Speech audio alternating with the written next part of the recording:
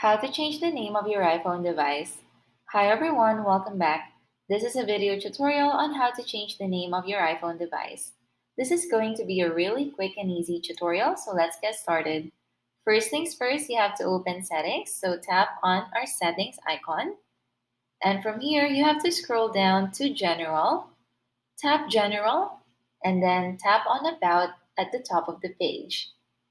And you should see name also at the top of the page. Just tap on that in order for you to change the name.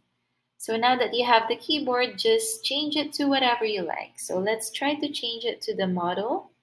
So let's say iPhone 11. And once done, just tap on the done button on the bottom right corner of the page. And once the changes has been saved, you should see the name on the updated name on this page. And that's how easy it is to change the name of your iPhone device. If you found this video helpful, please let us know in the comments below. Like this video and subscribe to our channel for more videos like this. Thank you so much for watching, and I'll see you next time.